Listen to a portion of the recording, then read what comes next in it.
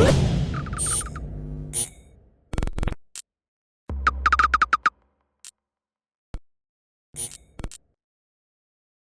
is Andi Purewal for Boxing Social in association with Betfred, and I'm delighted to be joined by the legendary Michael Buffer out here in Las Vegas. Michael, how are you doing? I'm well, thanks. That's good to hear. Now, obviously, we've got a big fight on Saturday night, Devin Haney, Jorge Linares. What are your thoughts on it, Michael? A really good fight. I mean, I've done probably a half dozen of Linares' fights, and he is, a three-time world champion. He's a one-time customer. His fight with Kevin Mitchell in the UK a few years back was one of the gutsiest performances I've ever seen by any fighter. And Kevin probably fought the best fight of his life, and it just got turned around late in the fight. And just anything can happen. He's 35, but he's would like to say a live fighter. He's a real fighter. Michael, what are your thoughts with regards to the bookies? They've got Devin as a heavy favourite in this fight, but given Jorge's past accomplishments in the sport, is it a surprise to you to see him as such an underdog in the bookies' eyes? I'm sorry, you have to start over on that. Sorry, is it a surprise to you that the bookmakers have Jorge Linares as such an underdog in this fight? There's a big Devin Haney is a heavy favourite. Yeah, no, because Haney, at 22 years of age and 25 fights, 25 wins, perfect record, looks to a lot of people like the second coming of a pound-for-pound Floyd Mayweather, even with a little bit more power. He's just an outstanding fighter. So just remember this, the odds are set not by what's really going to happen or not what people think. It's set by people betting one way and betting another. That sets your odds. It has nothing to do with who's the best, who's better, who's superior, that sort of thing. Even though they have a good idea, it's still it goes by the lay. The odds goes by the lay of the cash. Devin successful on Saturday night.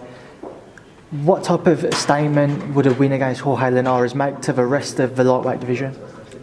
Every fight he does now against quality opponents, it makes him a better fighter, which is hard to believe he could be any better. He's definitely a fighter that everyone has to keep their eye on. That's on the rise. His frame, to me, it looks like he got 2 inches taller since the last time I saw him. His frame is definitely a guy that's going to probably, over the next few years, move up to perhaps 140 and then welterweight, that type of thing, without any struggle. And he's definitely a star and going to be a bigger star, but he's got a tough fight ahead. We've seen some back and forth comments between Devin and Teofimo Lopez. What would be your thoughts if the pair of them were to meet in the ring? How big of a fight is that, especially for the lightweight division? No, that'd be a huge fight. I mean, Teo is he's a big guy physically. He fills out. I like both of them because they're both very personable, outgoing, and damn good fighters. And if that fight comes up in the future, it's a fight fans fight.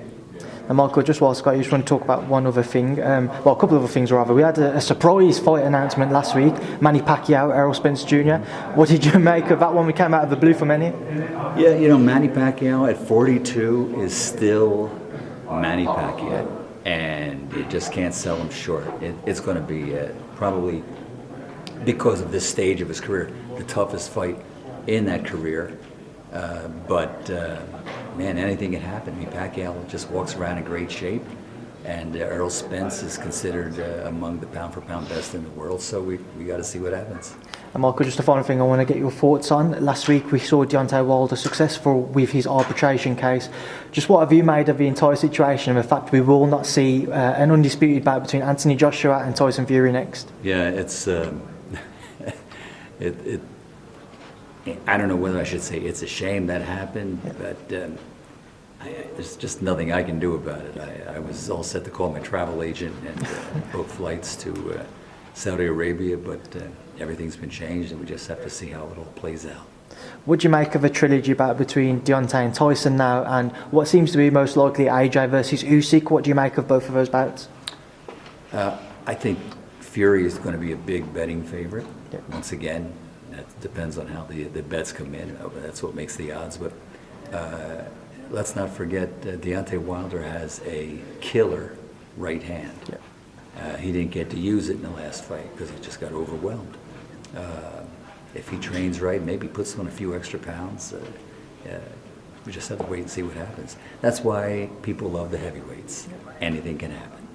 Michael, I'll leave that there now. I'll leave you to enjoy the rest of this beautiful weather out here in Las Vegas. Thank you for speaking to Boxing Social. Okay, thank you.